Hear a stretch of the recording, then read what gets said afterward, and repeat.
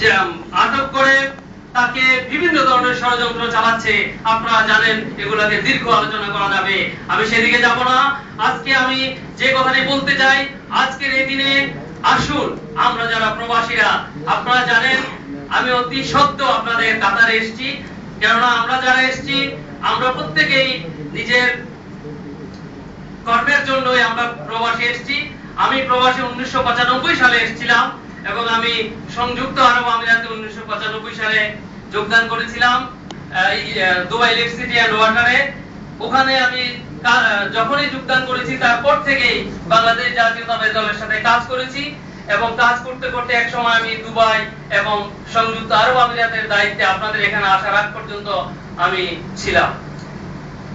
আমরা প্রবাস থেকে যেটা করেছিলাম আপনারা হয়তো জানেন কিনা আমি জানি না, আমরা 52টা দেশের টেলিকনফারেন্স করেছিলাম বিশ্বের, এবং বেগম খালেদা জিয়া যতদিন বাইরে ছিলেন তার মধ্যে আমরা সংযুক্ত আরব আমিরাতের পক্ষ থেকে ওনার সাথে তিনবার আমরা টেলিটক করেছি, যা বিভিন্ন ইলেকট্রনিক মিডিয়া, বাংলা ভিশন সহ অন্যান্য সকল পত্রিকায় ফার্স্ট হেডিং ছিল।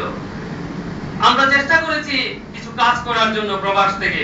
পাশাপাশি আপনাদেরকে হয়তো আমরা মঞ্জুর হক ভাইকে ফোন করা হয়েছিল, আমরা সারা বিশ্বের একটা আমাদের সংগঠন আছে, সেটা বর্তমানে সমন্বয়কারী হলো নিউ ইয়র্কের আব্দুল লতিফ সম্রাট সাহেব এবং আমাদের প্যাসিফিকের দায়িত্বে হলো বাদল সাহেব।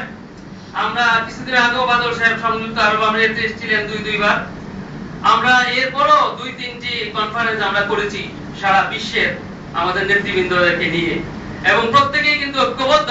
আমার দুই ভাই অত্যন্ত জ্বালাময়ী বক্তব্য দিয়েছে। জ্বালাময়ী বক্তব্য নয়, আসলে সত্যিকার অর্থে আজকে এখন আমাদের দেয়ালে পিঠ থেকে গেছে। এখন কিন্তু আর কথা বলার সময় না, এখন কাজ করার সময়। আমরা আসুন, আমরা প্রবাসীরা যারা আছি, আমি আপনাদেরকে এখনো সংযুক্ত আরব আমিরাতে মিটিং চলছে, আমি কথা বলেছিলাম কিছুক্ষণ আগে, সংযুক্ত আরব আমিরাতের নেতৃবৃন্দ আপনাদের সবাইকে সংগ্রামী সালাম জানিয়েছে। এবং আমরা আসুন, আমরা যারা প্রবাসী আছি আমরা ঐক্যবদ্ধ হই, এবং ঐক্যবদ্ধ হয়ে আমরা বাংলাদেশে যারা আমাদের নেতৃবৃন্দ আছে তাদেরকে বিল্ড আপ করি। আপনারা জানেন দুবাইতে অনেক নেতৃবৃন্দ আমাদের আছে, অনেকে আপনারা হয়তো জানেন, তাদেরকে কিন্তু আমরা ধরে রেখেছি। তারা ওই সাবেক মহাসচিব মান্নান মিয়ার দিকে কিছু যাওয়ার চেষ্টা করেছিল, বাট আমরা তাদেরকে মানে কন্ট্রোল করার চেষ্টা করেছি, এবং এখন কিন্তু তারা অলরেডি খন্দকার দেলোয়ার হোসেনের নেতৃত্বে আমার মনে হয় ম্যাক্সিমাম 126 জন এমপি সহ সিনিয়র সকল নেতৃবৃন্দই খন্দকার দেলোয়ার হোসেনের নেতৃত্বে তথা দেশনেত্রী বেগম খালেদা জিয়ার মনোনীত মহাসচিবের নেতৃত্বে তারা কাজ করছে। এখন আমরা যারা প্রবাসীরা আছি, আমরা দেশনেত্রী বেগম খালেদা জিয়া অ্যারেস্ট হওয়ার আগ পর্যন্ত উনি একটি কথা বলেছে, বিগত দিনে কিন্তু আমরা প্রবাসীরা সত্যিকার অর্থে বাংলাদেশে মূল্যায়িত হই নাই। মূল্যায়িত বলতে এটা, আপনারা যদি কোনো মন্ত্রীর সাথে দেখা করতে গেছেন হয়তো সেইভাবে আপনাকে এন্ট্রেন্স দেওয়া হয় নাই। আমরা প্রবাসীরা কিন্তু শুধু দলের কাছেই নয়, প্রবাসীরা দেশের কাছেও একটা অ্যাসেট।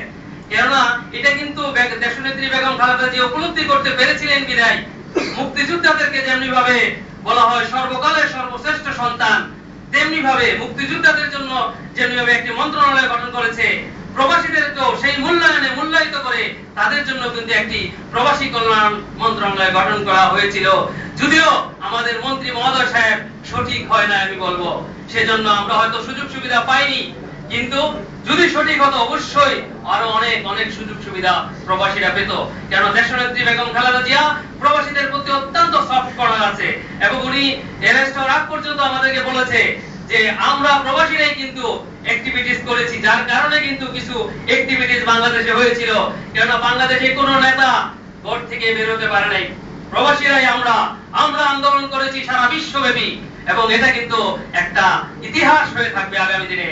ইনশাআল্লাহ আমরা আশাবাদী, দেশনেত্রী বেগম খালেদা জিয়া অবশ্যই আমরা ঐক্যবদ্ধ হব, এবং আজকের এই সভা থেকে আজকের এই সরকারকে জানিয়ে দিতে চাই, যত শক্তি প্রয়োগ করো না কেন, বাংলার জনগণের সেই অভিজ্ঞতা রয়েছে, বাংলার জনগণের অভিজ্ঞতা রয়েছে 52, বাংলার জনগণের অভিজ্ঞতা রয়েছে 69-এর গণ অভ্যুত্থান, বাংলার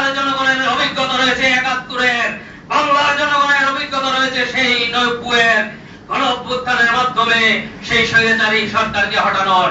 কাজেই তোমরা সাবধান হয়ে যাও, আগামী দিনে যদি এমনি ভাবে ষড়যন্ত্র চালিয়ে যাও তাহলে তোমরা পালানোর রাস্তাও পাবে না। আমরা প্রবাসীরা অত্যন্ত ঐক্যবদ্ধ, আমরা সারা বিশ্বে প্রবাসীরা ঐক্যবদ্ধ। আপনাদেরকে আমি সুখবর জানাতে চাই, আমরা 52টা দেশের যে নেতৃবৃন্দ যতবার কনফারেন্স করেছি প্রত্যেকে বলেছে যে কোনো ভাবে ঐক্যবদ্ধ। যদি কোনো কর্মসূচি দেওয়া হয় তাহলে তারা বাংলাদেশে যদি যেতে হয় প্রত্যেকে যাওয়ার জন্য তৈরি আছে। আর্থিকভাবে যা কিছু করা দরকার সেটার জন্য তারা তৈরি আছে। কাজে এটার জন্য আমাদের প্রবাসীদের জন্য একটা সুখবর।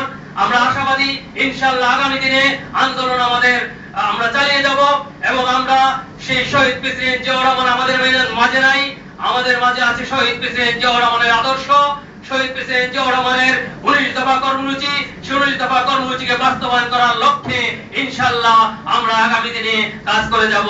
আমি আমার বক্তব্যকে আর দীর্ঘায়িত করব না। আজকে মাত্র প্রথম দিনে আপনাদের সাথে পরিচয় হলো, হয়তো আবারও অনেক দেখা হবে ইনশাআল্লাহ, তখন অনেক কথা হবে, অনেক বক্তব্য হবে। আজকে যদি আমি আমার বক্তব্যকে দীর্ঘায়িত করে ফেলি ক্ষমা করে দিবেন। হয়তো আমি বিভিন্ন সাইড বলতে গিয়ে আমার বক্তব্য দীর্ঘায়িত হতে পারে, সেজন্য আমি ক্ষমা চেয়ে নিচ্ছি। আমি আমার বক্তব্যকে আর দীর্ঘায়িত না করে আবারও আপনাদেরকে আমি বলছি, আজকে আমি যেমনি ভাবে সংযুক্ত আরবে এতে কাজ করে এসেছি, আপনাদের মাঝে যতদিন থাকবো ইনশাআল্লাহ কাজ করব। যে কোনো ধরনের সহযোগিতা আমার দরকার হয় আমি আপনাদেরকে করব ইনশাআল্লাহ। এই আশ্বাস রেখে আবারও শহীদ প্রেসিডেন্ট জিয়াউর রহমানের আত্মার মাগফিরাত করে আবারও আগামী দিনে আমরা প্রবাসীরা ঐক্যবদ্ধ হয়ে আন্দোলনে ঝাঁপিয়ে পড়ব। এই সভা থেকে এই প্রতিশ্রুতি নিয়ে আমি আমার বক্তব্য এখানে শেষ করছি। বাংলাদেশ জাতীয়তাবাদী দল জিন্দাবাদ, শহীদ জিয়া অমর হোক, বেগম খালেদা জিয়া জিন্দাবাদ। আল্লাহ হাফেজ। ধন্যবাদ সম্মানিত অতিথি আপনার সারগর্ভ বক্তব্যের জন্য।